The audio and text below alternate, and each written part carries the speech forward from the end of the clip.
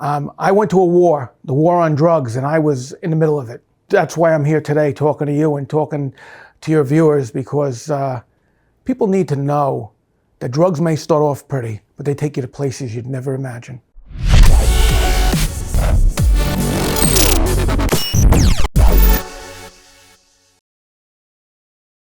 We got Charlie Cifarelli. How are you, Charlie? I'm good. Thank you so much for flying in from NY, man. We really appreciate it. Yeah, it's really nice to be out here. How do you like LA, man? I like it so much, I don't even want to go home. I mean, this weather is just unbelievable. It's beautiful, isn't it? The weather's beautiful. The people are wonderful. They're cool. No intensity. Yeah. No, you mentioned to me, we had dinner last night, and you said the quality of life is better here in LA than New York. Yes. And most LA guys are always saying, no, you don't know the traffic, Sif. You haven't really hung out here. But you might be right because of the cold weather and the intensity of NY. Yeah. You lose too much time back in NY. We lose many months from the winter and the ice. Yeah. And the storms. Right. Sif, and I call you Sif because you're a friend of the company's, and you know, we really appreciate you coming out because your story is remarkable, man. And what you've gone through is most people couldn't make it through the other end. You know what I mean? And what I love most about your story is that it's a happy ending because you're sitting before me. But several years ago, you probably wouldn't have made it to this point as you were running around the mean streets of East New York, trying to score dope on the streets. And how you got there was kind of I don't want to say a typical story, but a common story where you grew up with tremendous abuse in your household. Your father, as you refer to him, was a rageaholic. Tell me about some of the abuse you experienced growing up under Mr. Cifarelli's vicious kind of draconian style of parenting. Well, number one, you could never get yourself ready for it because you never knew when that switch was going to get flipped. He can go from being mild-mannered, and he was a man that didn't talk much, so you couldn't read him one bit, and something might just upset him. Like in 1972, 73, when I was a young kid, I wasn't using the pool that he put in. And he said to me, I put this pool in, I did all this work, and you're not using it. And he took one of those old school edgers that you edge the lawn. He went around the edge of the pool, and he stampeded and harpooned it till all the water blew out. He blew the backyard out of water in the basement. My dog back then was on a chain hooked to a cinder block and went down the driveway. Luckily, the dog survived, but never was the same. I had a father that you never knew when he was going to flip that switch. And was he an alcoholic, or why did he have this rage inside him? You know, he drank, but I can't say that was the reason. I can't say that was the reason because he would go like this without alcohol. He might go like this with alcohol. He was a guy that did not express himself. So this was a pressure cooker in him. So, you know, things would go wrong inside of him. We wouldn't know it. One time I sat at the dinner table, and I would sit at the dinner table, and he'd always find fault in my mother's cooking. There'd always be something wrong. There'd be too much water left if we had spaghetti. The broccoli would be overcooked, and he'd fling that table. And if he saw me eating quickly because I was going to try to beat that flip, that would get him angered.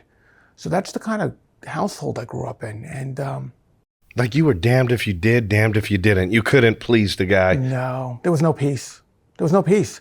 And he was built like today, the MMA fighters, like McGregor. He's about 175 pounds. He's about 5'9", lean, muscular. And vicious.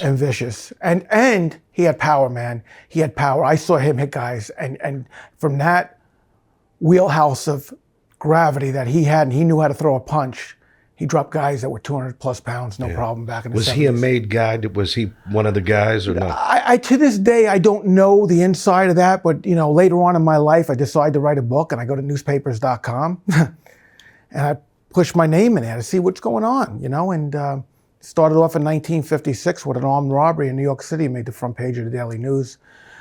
with a man named Joseph Anthony Imbruglia that I was introduced to as a young kid that was supposedly my godfather, who later on was in the French Connection, and was the FBI was looking for him for a $100 million synthetic heroin ring in the 80s when he was on the lam.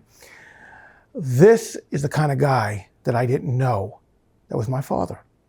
And I'll never know the specifics because as we get deeper in the story, by the time I learn all this, he leaves. He's gone. What part of town were you guys at during the early childhood? Were you in Queens? I started off in East Harlem, New York. East Harlem. That's where I was born. I was there for a couple of years, and then we started off in Astoria, Queens. Life was okay. Not bad, right? Not bad. But your dad is, and I hate to be stereotypical, he was an Italian male in the concrete business. He was in the concrete business. We all know the concrete business was a mob-dominated industry at the time. Can't imagine it not being. I mean, right. During that period of time. And it's well documented. Fat Tony Salerno with the G family was one of the big dogs in that industry. In fact, I heard that developers had to pay 3% to the mob and order the build just off the pour, right?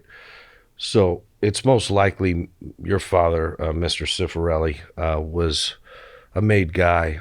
But put that aside for a second. A lot of made men would be violent in the streets, but when they came home, they would, love their wife and love on their children. But in your father's case, this man beat you senselessly and was very abusive to your mother. He was, but the craziness even went outside the house. I mean, I'm just going to reflect back when I was probably 10 years old, 11 years old, I had a younger brother. We were throwing some fireworks in front of the house, and some guys in their 20s, college age, big guys, football player types, driving a Corvette, and they started screaming at me and my brother because they thought we threw a firecracker at their car, which we didn't, and they stopped to yell at me. And my father came down the driveway and ran up the front of that nose. Those old Corvettes in the 70s had a long nose. He jumped inside the cabin of the car, whatever the T-tops were off it back then, and took the ignition keys out and punched this driver right between the eyes, man. His head swelled like a pumpkin. Then, by this point, the house that they had left, the party they had left, the males had come out of that party. And my father was dropping them one by one, man. When the police did show up, they couldn't believe that this one guy could drop that many guys.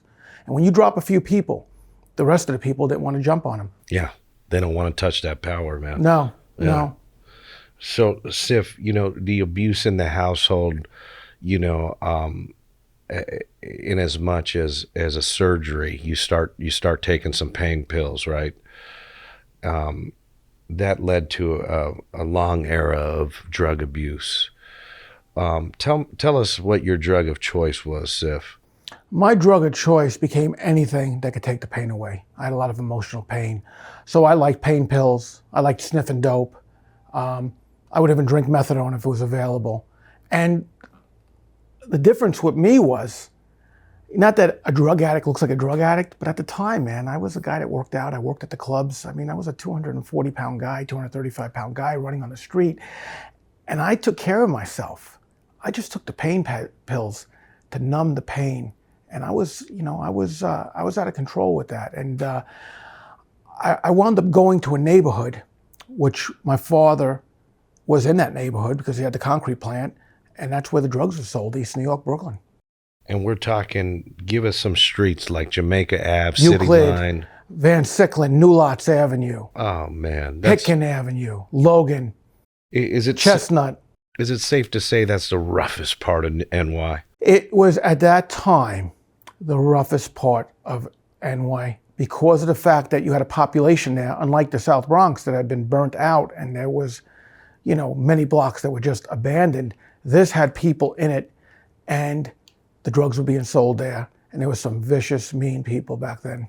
Yeah, and as an Italian male in that neighborhood, it was predominantly Dominican, Black, Puerto Rican. Yeah. Did you stand out quite a bit? Stood out, man. I was in an Italian T-shirt, and I stood out like there was no tomorrow, but I didn't care, man. I didn't care, and I wasn't really, let me tell you, there's worse things than dying. It's living and being in a lot of pain. I really didn't care. You didn't give a shit at the time. I didn't give a shit. We had Mike Dowd on the show from the 7-5 precinct, and And you mentioned to me that Dowd was well known on the streets, as were his comrades, and you were more afraid of running into those fellas than some of the street gangs. Yeah. Well, basically what you had with that crew was, unlike the street, there is some level of street respect. There is certain levels. And with that rogue police crew, not the whole 7-5, but that crew was deadly. I got picked up by them one time, and I was told by the sergeant that I may very well leave that precinct in a body bag. Wow. So they gave you some flashlight therapy. Oh, they gave me some flashlight therapy because I wasn't going with the program. I had an attitude, and, I just wasn't going with the program, and I was mouthy. And I felt as though, they weren't arresting anybody for what I was doing, I felt, and how dare you stop me? I'm busy. Right. And you mentioned that you were worried to run into Dowd and his crew because they would take your dope. They take your money and your dope. They take your money and your dope. And you don't know what was going to happen. I mean, this was, for the people that don't have any idea, it's like you can't even fathom a place like this being in the United States of America. You couldn't even fathom this. Because, number one, the violence on the streets, the ugliness of it, there is no one to call. Who are you going to call? Mike Dowd? Who are you going to call? You can't call the police. What are you going to get robbed? You're going to call? You can't call nobody. Actually, Mike Dowd would be the last person we'd want to call. You probably wouldn't want to call Mike Dowd. No. Yeah, man. I mean, that they called that part of East New York at that time a kill zone. It was like a war zone. It was a war zone. Blown out cars, tenement buildings empty, and just. I want to say this, and I'm not going to say anything that minimize anything. I mean, people are veterans, and we have to respect our veterans, okay? Not everybody sees the action, but they're still willing to serve. I went to a war in this drug zone, all self-imposed. There's got to be a level of some trauma from what I went through. Are you kidding, Sid? I mean, there's got to be. It was a dangerous place, and how I survived, I have no idea. I want to get you a Purple Heart for escaping Well, that. I don't want to go and align myself with a veteran, but I will tell you this. I went to a war, the war on drugs, and I was in the middle of it. Can we at least get you a hat that says "I survived East New York"? Well, you know what? That's why I'm here today talking to you and talking to your viewers, because people need to know that drugs may start off pretty, but they take you to places you'd never imagine. Yeah, you said something to me. One is too many and 1,000's not enough. Never right? enough. And you were doing as much dope as you could consume at the time, and you were running a soda route, right? I was running a soda route. I got hooked up. See, the addiction always finds a way for you to get more dope one way or the other.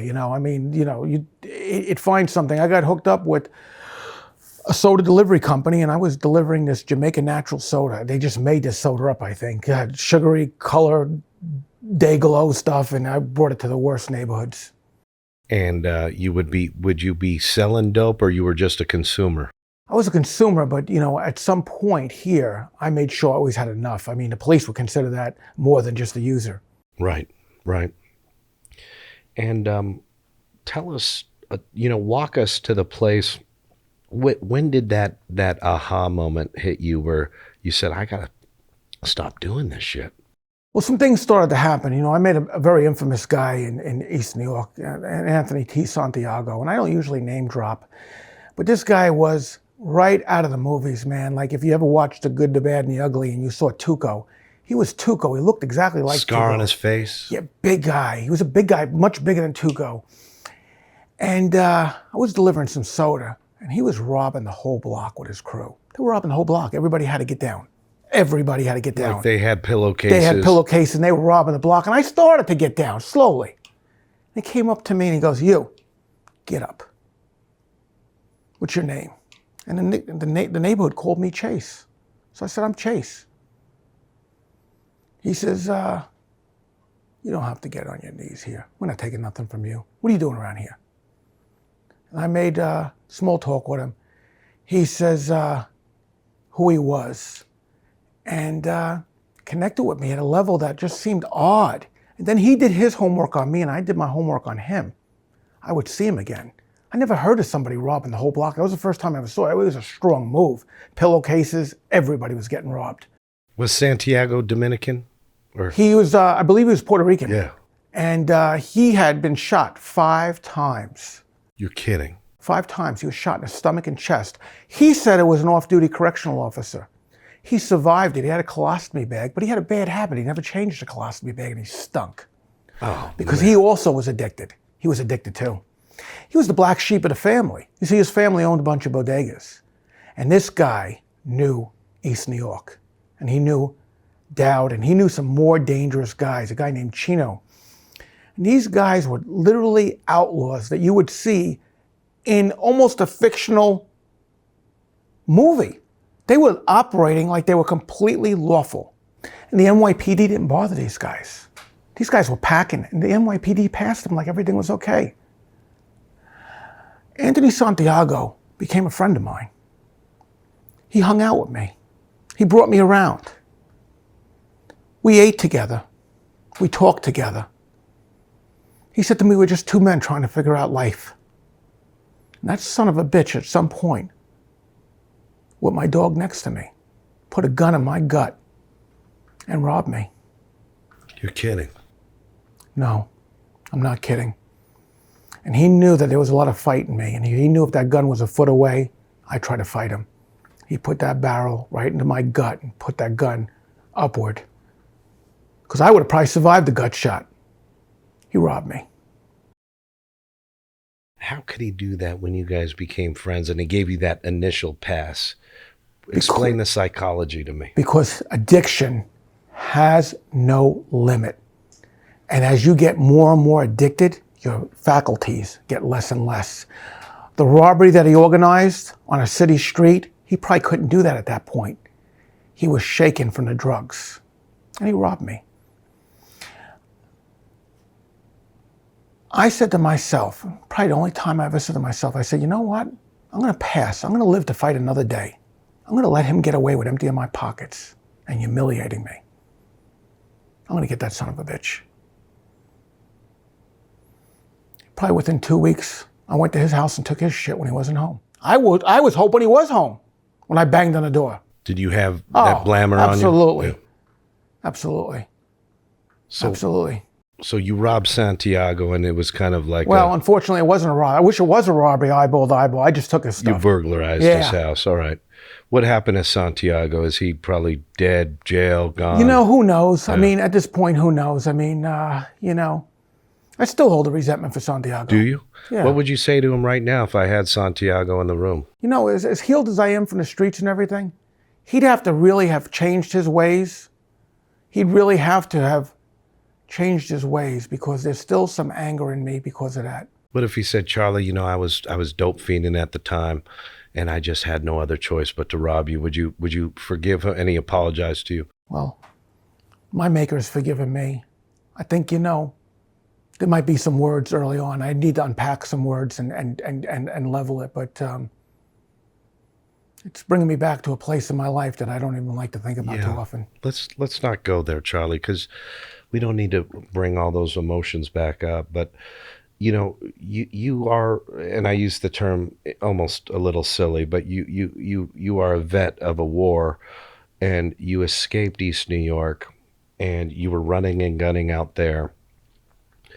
But as life would have it, you end up becoming part of one of the most miraculous stories of our era that involves this beautiful dog, Star. Mm-hmm. Tell us a little bit about Star, this beautiful little pit bull. Well, we're going to fast forward a ways. We're going to clear out of the 80s, the 90s, and we're going to go in 2012. You know, by 2012, believe it or not, I had a career of corrections behind me. I actually went into corrections and worked. Wait a second. You became a corrections officer? I did. How the hell did you pass the background for that? Well, I passed it because although I was having problems with Santiago, and although I was having problems with other things, I mean, in general, the police never got me with anything that would give me a felony or give me any kind of crime that would stick against me. So, you know, in order for me, I'm a clumsy guy. I would never have been a good shoplifter. I'm not a forensic kind of guy that knows how to use credit cards fraudulently. I'm an actor.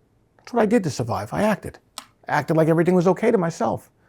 At some point, I got clean and sober. I had enough, and I got clean and sober. How long have you been clean and sober, Sif? Well, I've been off drugs about 31 years. In 1998, I had a boo-boo where I didn't believe alcohol was a drug, and I picked up some alcohol, and I quickly realized that a drug is a drug is a drug, and the brain does not know the difference. Yeah. So I now am 24 plus years sober. That's great news. And, you know, I talk to a lot of addicts or recovering addicts, and they all tell me that your alcohol bone's connected to your booger sugar bone. Yeah, that's exactly right. And so you just got to go cold turkey all the way through. Yes. Right. So we have had a colorful career, 3 institutions, really wonderful career. But I left corrections. I started the trash business. In the Midwest, it was successful. And in 2012, I'm at my desk. See, the part of me is the city of New York never left my bones. Even though I was in the Midwest, I'd always get online and see what's going on in New York City. And on this particular day, August 13th, 2012, I would see a story that would just cripple me emotionally. Because you know what? I never dealt with anything. I had become a human doing rather than a human being. I was just a shell of a man. I never really, even though I was in recovery, I never dealt with as much stuff as I needed to. And I still harbored a lot of hurt and sadness. And I read the headlines, police shoot and kill homeless man's dog. Simple, right? Not for me. When I read that story and I seen that homeless man laying in the street, I empathized with him. I had empathy for him. I said, that looks like a guy like me. That looks like my old dog. How horrible. And I watched this horrible video that I don't suggest anybody watch. And it's very graphic. I've seen it. It's very graphic. So, you know, here's where I'm at. I believe what I can see. At this point in 2012, I don't believe what I can see, what I can't see. But I believe this dog survived. But Charlie, back us up just a second, because a lot of our audience might not be familiar with Star, this dog's story. From my understanding, the homeless gentleman was having a seizure. Correct.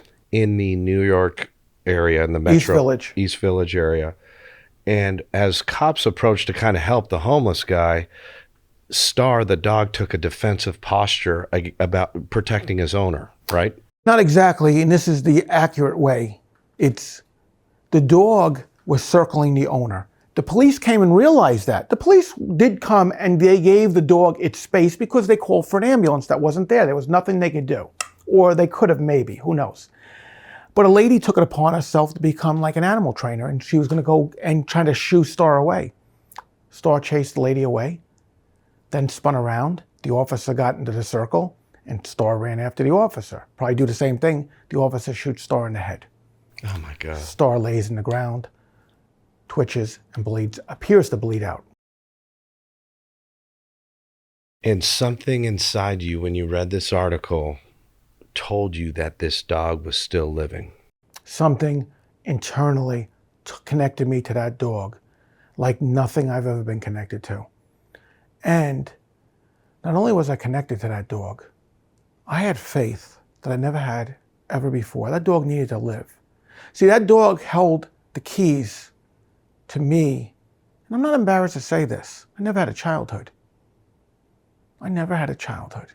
And I know other people haven't had a childhood, but I didn't have one. And that was affecting me. I wanted to be a kid one time. That dog survived. And I was going to get a second shot at life. How did you find Star? Well, it wasn't easy. The city of New York did everything they could. After they said the dog was alive, that dog died, then I'm saying the dog is alive, which started the New York Pitbull Facebook page. Then they're saying the dog is dead, and then I call up the city of New York and they admit the dog is alive, and where the dog is at the Fifth Avenue vet. At this point, they can't refute it. They had to come out, yeah, the dog is alive, but the prognosis is not good.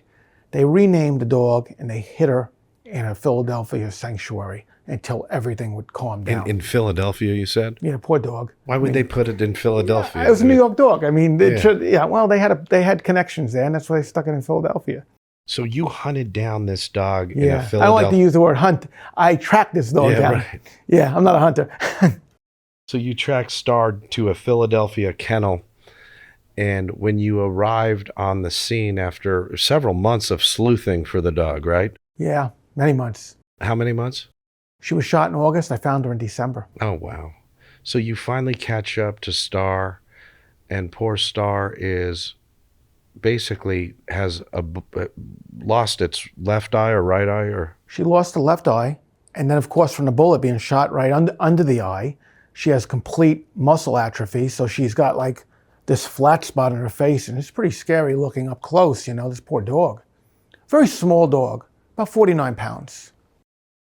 and when you saw Star and Star saw you, was that spiritual connection there between you and Star? Brother, it was there, and I hugged her for me, I hugged her for the world, and I just hugged this dog. And I felt complete.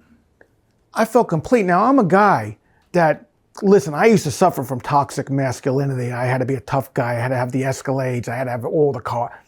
That did nothing for me compared to this. This was the deal. This was the deal for me. I felt connected. And you mentioned to me that Star affected your life in a way that is so profound that you can't quite describe it, but give our viewers a sense of what this dog did to your personal life as far as how you look at the world. Well, I'm a simple man. I'm a New York guy. I never traveled. I only been on a plane a couple of times in my life. If somebody would have asked me before Star, I knew of the United States. It started at California, ended at Maine. I didn't know anything beyond that. Because of this dog, she made me a citizen of the world, man. I got friends on every continent because I had people that understood I had love for this dog. I had guys reach out from Syria that didn't understand my love for a dog, but they understood that there was something there, and they respected that. And they would message me. And back in 2012, I had to put the words, copy and paste in a Bing translator to see what they were saying to me. But people have emailed me from all over the world. Brazil, Central America, Vietnam, you name the place, and people have reached out to me. Because love is universal. Love is universal. This story has touched almost everybody who experiences it. They all call me and say, God, I couldn't help but get misty when I read the story. It's just so powerful of how you rescued this dog, found this dog, knew this dog was alive, and knew that Star would, help spread the message of love. That's kind of the interesting thing about Star and you, right? Yes. And we didn't do selfish things. I didn't take this miracle and keep her to myself. I shared her with everyone. We got involved in the Alzheimer's walks. And there's no survivors walk for Alzheimer's. And there are people that have family members that are suffering from this dreaded disease. I saw a federal judge ask if he could take a picture of Star. And I only knew he was a federal judge because I saw how emotional he got. He says, "Can I hug your dog?" And I would like to ask people their backgrounds. I said, "Sir, what do you do?" I'd just like to know, because I'm like, it was profound to me back in 2013 and 14 and 15 and 16 and 17 and 18 and 19 and 20, how moved people were by this dog and what their background was. And what I've come across is it doesn't matter what somebody does, they are affected by this dog who had the peace like a Buddha. And the dog brought so many human beings together into my life. It's just truly incredible. Charlie, I can't help but see the comparison of your life and Star's life. Do you ever look into and examine how you and Star had a very similar life? Oh, it's tremendous. A little bit about her. Before she was with the homeless man, or I'd like to call him what he was. He was a traveler. I mean, the media made him a homeless man. He was a man without a house. He traveled. He got her from New York City shelter, and she was an abused puppy from the Bronx. So she started off as an abused puppy. She wound up with him. She wound up being shot in the head, and she wound up suffering in order to have this life, just like I suffered. But I didn't suffer like her, because I'm never going to equal my suffering to anybody else's, but she suffered. Yeah. How much do you miss Star? Well, she died on February 19th, 2021 at 3:25. I didn't know if I can continue. I didn't know what I was going to do. I'm not a suicidal guy. But again, we're going to go back to the mindset. If your mindset is not to live and to get healthy and to try to better your health situation, you go stale and you go the other way. I knew, because I reached out to a California filmmaker, because he knew Star's story. And he said, Charlie, you must do something. You must make something good out of this. And so did Jen, my significant other.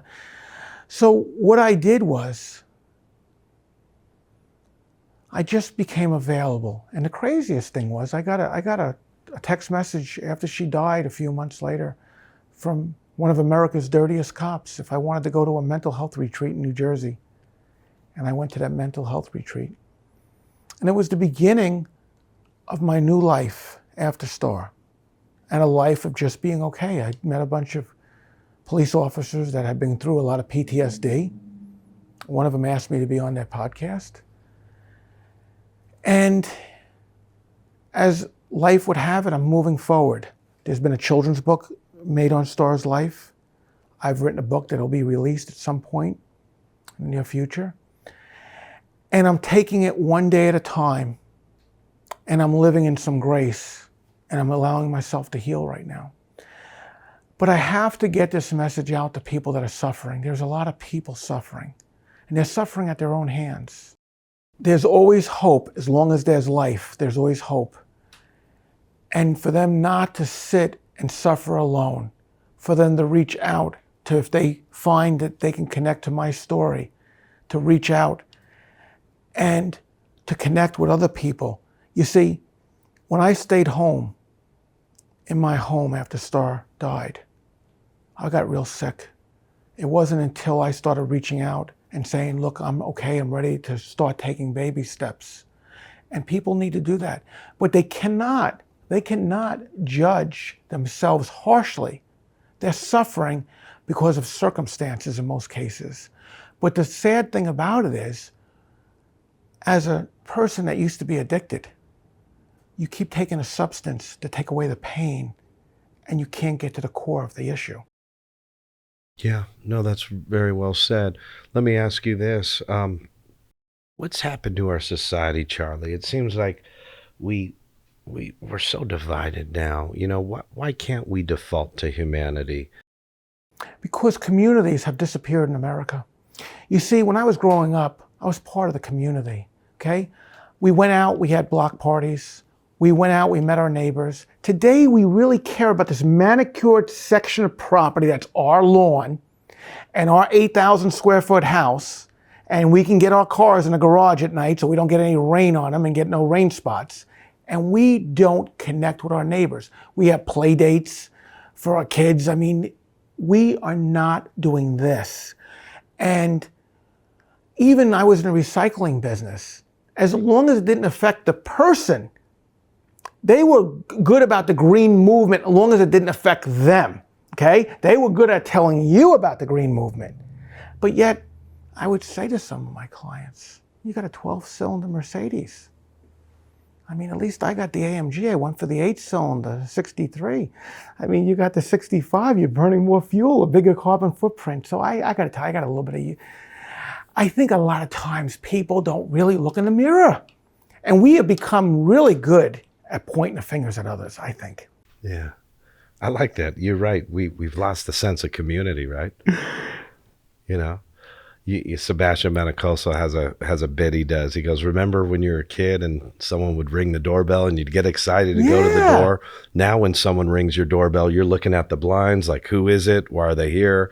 We're videotaping them with camera. Yeah, it's crazy. Terrible. It's terrible. It's crazy, man. But I'm glad there's still some humanity left, and people like yourself, Charlie Cifarelli, that care about others, care about animals, and are advocates for that voiceless animal that gets shot in the head. Yeah. And so I commend you. Cinemills really takes their hat off to you, man. Yeah, and I commend Cinemills for giving this platform. But I want to say this to viewers so we can avoid the naysayers. and I'm going to make sense to people. There are a lot of people that are negative, and I want them to say, they will say to me, Charlie, the world is really bad these days. And I say to them, the world has always been somewhat evil. How about this? How about we accept that? We don't get in a debate about that. How about we can say that? We can say there's such pockets of goodness out there. You see, I find the pockets of goodness. They come to me because my energy is different. When I was in East New York, I had the law of attraction. I had violence. I had Anthony putting guns in my stomach. I had the NYPD wanting to kill me because that's what I was emitting. Today, you know, I'm on a lot of land now. I got these big bears that come out of the hibernation season. They pass by me. They walk like commuters. I don't offer any resistance to them. They go their way, I go my way. I do one thing for them, and I guess there's no hunting on my property. So we live in harmony. What are your thoughts, speaking on animal rights, about the way we kind of cultivate or really the farming methods now that are just these disgusting ways of killing chickens and livestock? What are your thoughts about that, man? My thoughts is this. We got away from community. There was a time when you had a piece of meat on your plate, okay, if that's your kind of diet. You thought, wow, I'm eating meat today. I'm a kid from the 70s.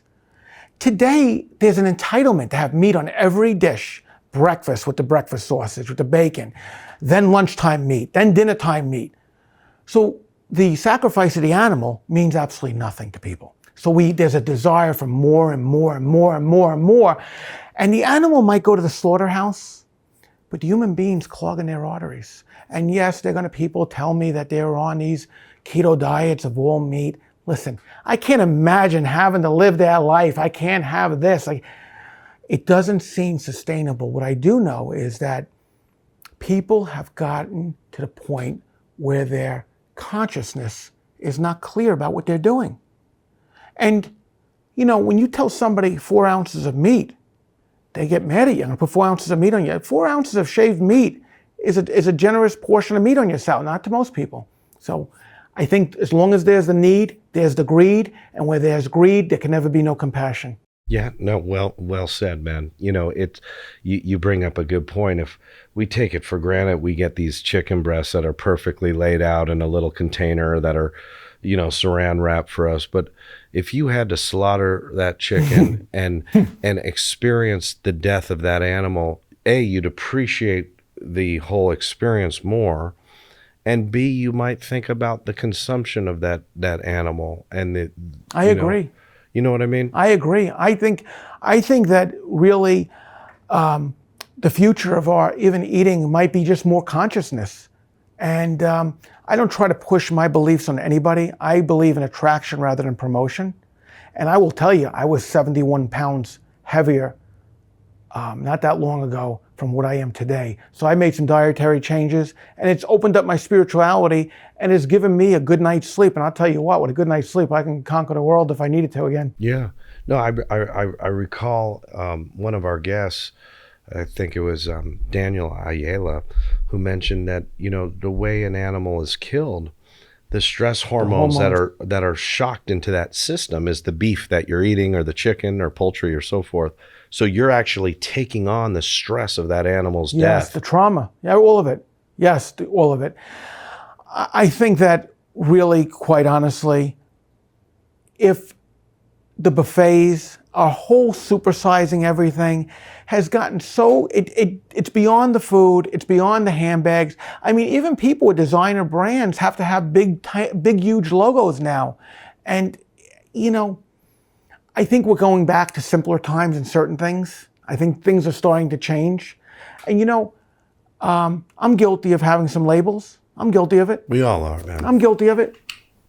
We all are. No one lives in a glass house, Charlie. But the interesting thing is, I met a gentleman who was very heavy. He showed up months later and was lean. And I said, John, what'd you do, man, to lose that weight? He says, I only eat the size of my fist. Oh, yeah. You know, we eat so many calories, bro. You Yeah. don't realize how many calories. Like just last night, we had all that, you know, the bruschetta and all this stuff. Yeah. Man, It adds up. it adds up, man. I think the world would be a kinder place if people governed all their enthusiasm for things of self-pleasure. Because there's a very thin line there where you eat to feel semi-comfortable and not stuffed. I think that when my stomach has shrank and I'm not always full anymore, it's given me a level of kindness because it gives me more humility. Isn't that interesting? When we're always chasing pleasure, like when you Oh. were in East New York, just chasing pleasure all day long, your life was just turned upside on its head. Yeah, I want to say that I'm grateful for my maker, that he gave me this time, because this is amazing that I'm still alive after all I've been through. But I'm going to leave this planet in a better place than I started out. And I'm going to hope that others got some help from my story and some hope. So how are you going to leave this place better, Charlie? Well, I care about people. And really, that's all that people really will remember about you. They won't remember that you had a beautiful car. They won't remember the gold watches, but they're going to remember how you made them feel. And when you make people feel bad, they can hold on to that forever. And when you make people feel good, that attracts other people. And that's important. I'm not in competition with anybody anymore. No, I know that. I know that. And everybody that's met you around our circle, they love you, man. Thank you. You just have that energy where you really care. And it's been an honor to get to know you, Charlie Cifarelli. You're a good man. And how can our audience, are you online? How can we reach out to you, bro? Charlie Cifarelli, Instagram. Star of the New York Pitbull. I like answering messages because that tells me something. You go to Star of the New York Pitbull, join a page. We always throwing some love out. Send us a message. Send me a message. I return messages. You know, if you're a business guy, LinkedIn, Charlie Cifarelli, LinkedIn, and reach out, connect, and let's make this world a better place, one person at a time.